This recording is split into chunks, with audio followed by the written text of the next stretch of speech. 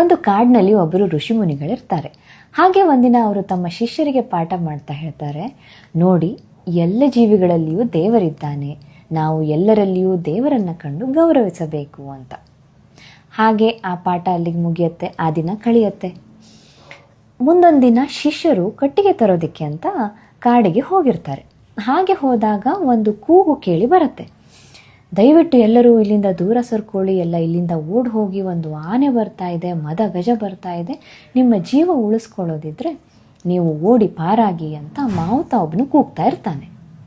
ಅದನ್ನು ಕೇಳಿದ ತಕ್ಷಣ ಎಲ್ಲ ಶಿಷ್ಯರು ಹೆದರಿ ಅಲ್ಲಿಂದ ಓಡಿ ಹೋಗ್ತಾರೆ. ಆದರೆ ಒಬ್ಬ ಶಿಷ್ಯ ಮಾತ್ರ ಅಲ್ಲೇ ನಿಂತಿರ್ತಾನೆ. ಗುರುಗಳು ಹೇಳಿದಾರಲ್ವಾ, ಎಲ್ಲ ಜೀವಿಗಳಲ್ಲಿಯೂ ದೇವರಿದ್ದಾನೆ, ಆನೆ ದೇವರು ಬರ್ತಾ ಇದೆ, ನಾನು ಅದಕ್ಕೆ ಪೂಜೆ ಮಾಡಿ ಗೌರವ ಸಲ್ಲಿಸ್ತೀನಿ ಅಂತ ಅವನಲ್ಲೇ ನಿಂತಿರ್ತಾನೆ. ಮಾವುತ ಅದನ್ನು ನೋಡಿ, ಓಡಿ ಹೋಗು ಮಾರಾಯ, ನಿನ್ನ ಜೀವ ಉಳಿಸ್ಕೋ ಅಂತ ಹೇಳಿದ್ರು ಅವನು ಕೇಳಲ್ಲ.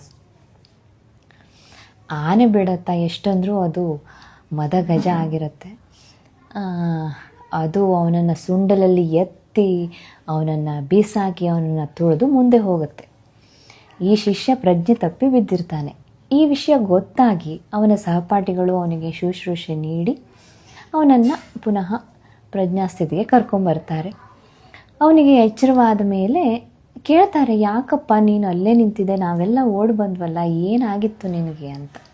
ಹಾಗೆ ಕೇಳಿದಾಗ ಅವನು ಹೇಳ್ತಾನೆ, ನಾನು ಆನೆ ದೇವರಿಗೆ ನಮಸ್ಕಾರ ಮಾಡ್ತಾ ಇದ್ದೆ ಅಂತ. ಆಗ ಅಲ್ಲೇ ಇದ್ದ ಗುರುಗಳು ಹೇಳ್ತಾರೆ, ಹೌದು, ನೀನು ಆನೆ ದೇವರಿಗೆ ನಮಸ್ಕಾರ ಮಾಡ್ತಾ ಇದ್ದೆ, ಆನೆಯಲ್ಲಿ ದೇವರನ್ನು ಕಂಡೆ, ಆದರೆ ಅಲ್ಲಿ ಒಬ್ಬ ಮಾವುತ ಇದ್ನಲ್ವಾ, ಆ ಮಾವುತನಲ್ಲಿರುವ ದೇವರು ಹೇಳಿದ ಮಾತನ್ನು ಯಾಕೆ ಕೇಳಲಿಲ್ಲ? ಆ ಮಾವುತ ದೇವರು ಹೇಳಿದ ಮಾತನ್ನು ಕೇಳಿದರೆ ನಿನಗಿವತ್ತು ಇಂಥ ಗತಿ ಬರ್ತಿರಲಿಲ್ಲ ಅಂತ ಹೇಳ್ತಾರೆ. ಆಗ ಆ ಶಿಷ್ಯನಿಗೆ ಅರಿವಾಗುತ್ತೆ, ಹೌದು, ದೇವರು ಒಳ್ಳೆಯದರಲ್ಲಿಯೂ ಇದ್ದಾನೆ, ಕೆಟ್ಟದರಲ್ಲಿಯೂ ಇದ್ದಾನೆ, ಆದರೆ ನಾವು ನಮ್ಮ ವಿವೇಕವನ್ನು ಉಪಯೋಗಿಸಿಕೊಂಡು ಯಾವುದು ಒಳ್ಳೆಯದು ಅಂತ ತೀರ್ಮಾನಕ್ಕೆ ಬಂದು ಅದರಂತೆ ನಡ್ಕೊಳ್ಬೇಕು ಅಂತ.